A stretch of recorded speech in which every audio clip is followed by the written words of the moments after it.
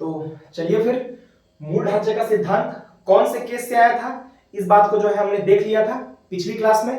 तो अब अपन जो है देखेंगे मूल ढांचे का सिद्धांत क्या होता है, क्या है ये, मूल ढांचे के सिद्धांत के पक्ष में क्या क्या बातें कही जा सकती है, कौन कौन इसके समर्थन में है, कौन कौन इस मूल ढांचे के सिद्धांत के विपक्ष में है, कौन इसके विरोधी है, कौन इसको मतलब कुल मिला के समर्थन नहीं देते हैं, और अंत में जो है हमारे तरफ से इस मूल ढांचे के सिद्धांत के लिए क्या कुछ निष्कर्ष हो सकता है, क्या कुछ ओपिनियन हो सकता है, उसको जो मैं आपके सामने रखूंगा।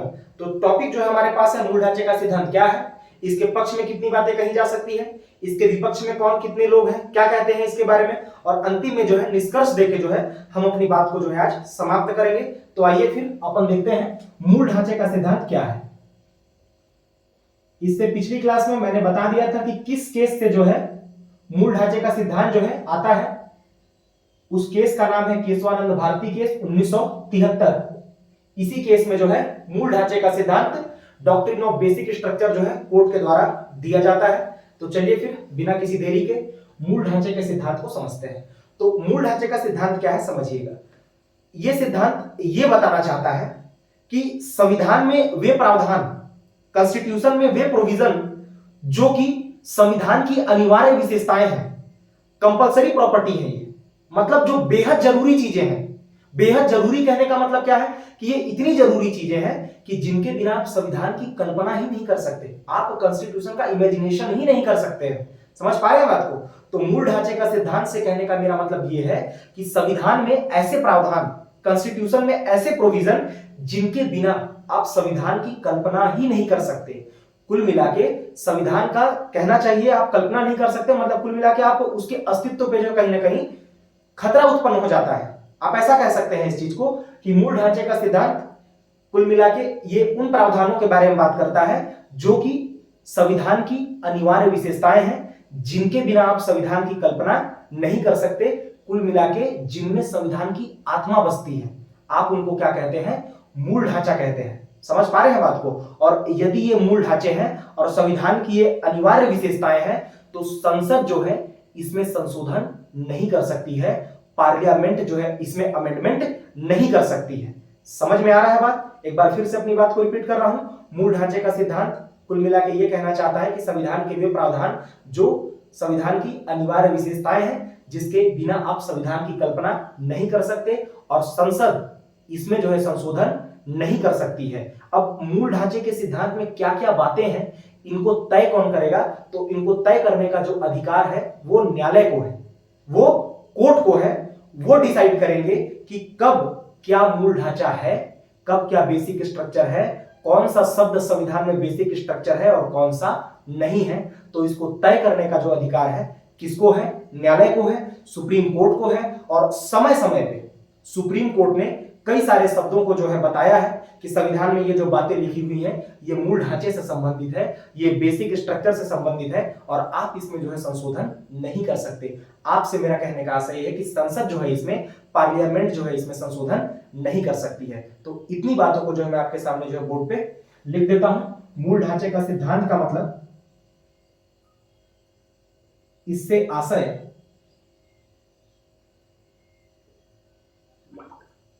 संविधान के उन प्रावधानों से है,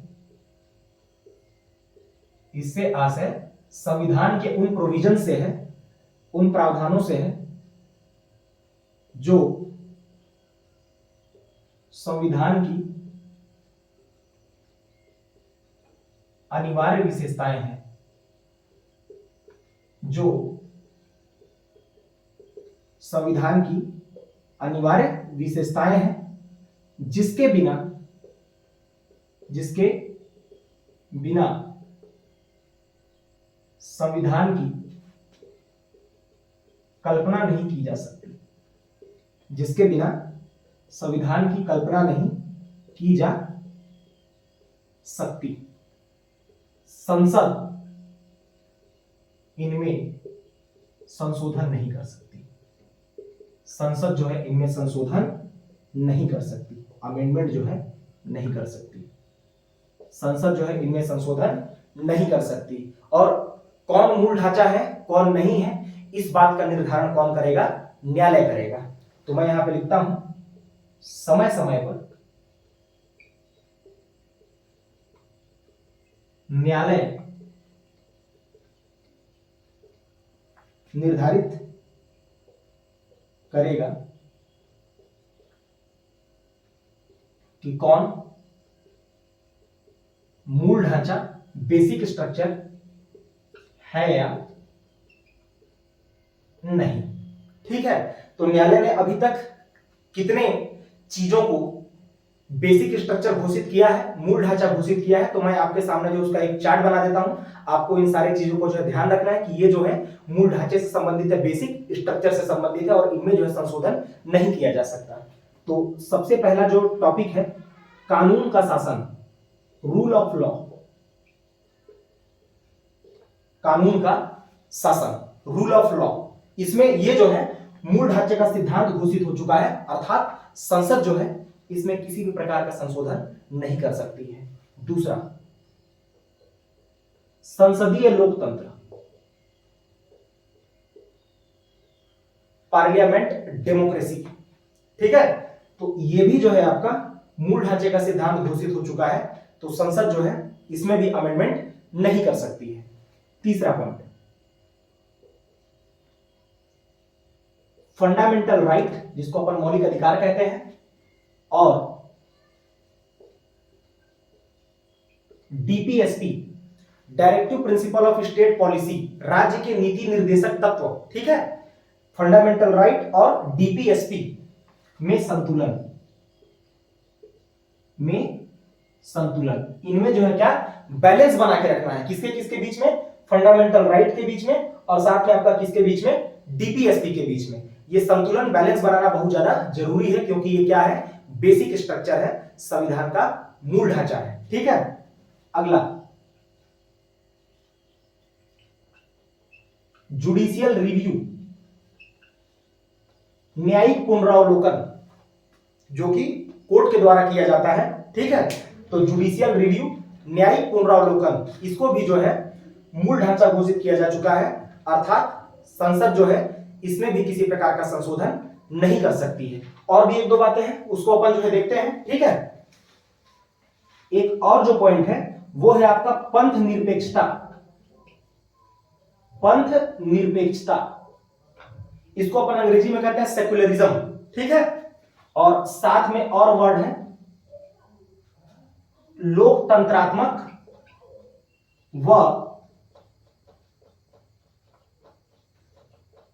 गणराज्य स्वरूप। कहने का मतलब यह है कि डेमोक्रेटिक जो फॉर्म है और साथ में जो क्या फॉर्म है, रिपब्लिकन जो फॉर्म है, उसमें जो है आप संशोधन नहीं कर सकते हैं। तो ये सारी जो बातें हैं मूल ढांचे से संबंधित है, जिसको न्यायालय ने मूल ढांचा बताया है, और संसद इसमें जो है किसी प्रकार का संशोधन नहीं कर सकता है। एक बार फिर से आपके सामने रख रहा हूं, कानून का शासन, रूल ऑफ लॉ, संसदीय लोकतंत्र।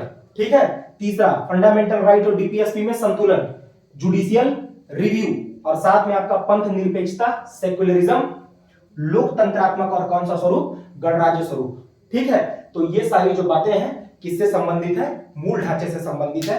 अभी तक जो है इतने चीजों को जो है मूल ढांचा घोषित किया जा चुका है। ठीक है, तो इसमें जो है किसी भी प्रकार का संशोधन नहीं होगा। अब जो है मुद्दा कुल मिला के पक्ष और विपक्ष का है कि कौन मूल ढांचे का जो है समर्थन करते हैं और कौन जो है मूल ढांचे का समर्थन नहीं करते हैं। तो पहले जो है मैं आपके सामने कुछ पॉइंट, ऐसे पॉइंट मैं रखने वाला हूं जो कि मूल ढांचे का समर्थन नहीं करते हैं, मतलब मूल ढांचे के जो है विपक्ष में बात करते हैं। तो वे कौन कौन लोग हैं, उनकी बातें क्या क्या है, जो मैं आपके सामने रखता हूं। तो सबसे पहले मैं आता हूं विपक्ष पे। तो मूल ढांचे के सिद्धांत के बारे में लोगों का कहना यह है कि मूल ढांचे का सिद्धांत पहली बात तो कहीं दिया नहीं था, संविधान में इसके बारे में कोई उल्लेख तो था नहीं, और संविधान में यदि किसी चीज का उल्लेख है तो वो तो संशोधन का है। संविधान में संशोधन की प्रक्रिया का उल्लेख है, जो कि आर्टिकल 368 में है। तो संविधान निर्माता जो है जब संविधान का निर्माण जब कर रहे थे, तो वे कहीं ना कहीं जो है वो संसद पे सीमा नहीं लगाना चाहते थे। वे जो है संसद पे सीमा नहीं लगाना चाहते थे। किसके लिए सीमा, संशोधन के लिए। तो ये कहीं ना कहीं जो है एक डिबेट का जो है मुद्दा खड़ा हो जाता है कि क्या ये बात सही है कि आपने जो मूल ढांचे का सिद्धांत जो दिया है वो तो कहीं उल्लेख नहीं, ये कहां तक जायज है। तो पहला पॉइंट जो है आपके सामने जो मैंने रखा वो ये था। दूसरा पॉइंट जो ये है कि आप कहते हैं कि मूल ढांचे का जो सिद्धांत है वो कहीं ना कहीं संविधान की सर्वोच्चता को बताता है। मूल ढांचे का जो सिद्धांत है कहीं ना कहीं किसको बताता है, संविधान की सर्वोच्चता को बताता है। ये बताना चाहता है मूल ढांचे का सिद्धांत कि संविधान जो है सबसे ऊपर है।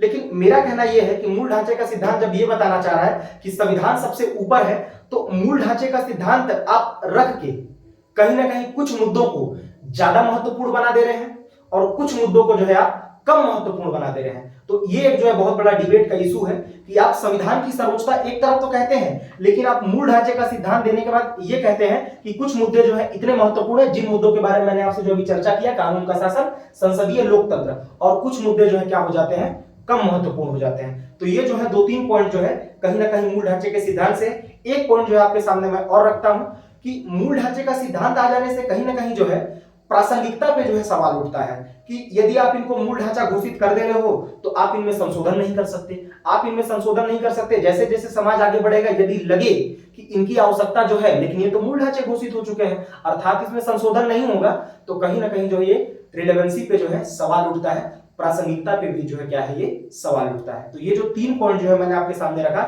ये विपक्ष के तौर पे रखा है। अब जो है मैं आपके सामने पक्ष पे आता हूं कि कौन कौन मूल ढांचे का जो है समर्थन करते हैं।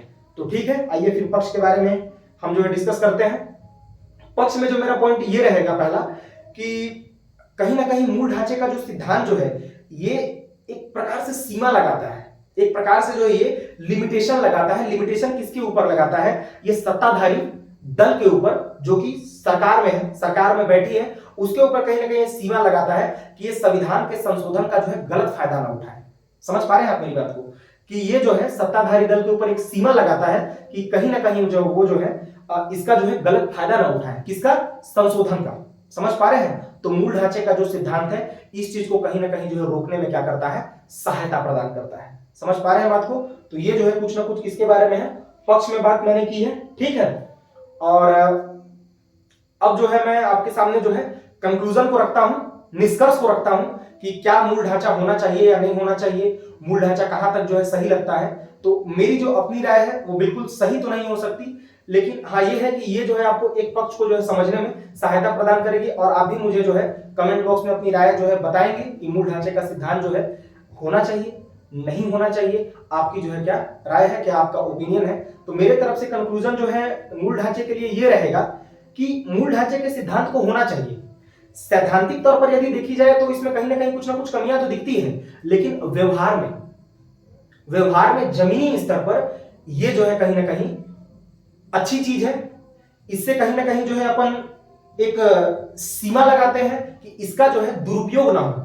संविधान में जो संशोधन की जो शक्ति जो मिली है उसका कहीं ना कहीं जो है दुरुपयोग ना हो, उसका मिसयूज ना हो। तो उसके लिए जो है कहीं ना कहीं मूल ढांचा जो है एक बेहतरीन चीज है कहना होगा। दूसरी बात यह है कि यदि मूल ढांचे का अगर दुरुपयोग होने की यदि संभावना भी है तो हमारे देश में निष्पक्ष न्यायपालिका है। समझ पा रहे हैं? निष्पक्ष न्यायपालिका है जो कि निष्पक्ष होकर बिल्कुल जो है निर्णय अपनी सुनाती है। तो वो कहीं ना कहीं जो है सीमा लगाती है और वो अपने बिल्कुल विवेक से, अपने नैतिक दायित्वों के हिसाब से, कानून के हिसाब से निर्णय देते आई है। और अभी तक जो है इस पर जो विवाद खड़ा नहीं हुआ है। तो मेरे हिसाब से जो है मूल ढांचे के सिद्धांत को जो है होना चाहिए। बिल्कुल ये एक जायज चीज है। और आपकी क्या राय है, आप इसको बिल्कुल जो है कमेंट बॉक्स में मुझे बताएं। तब तक के लिए जो है धन्यवाद।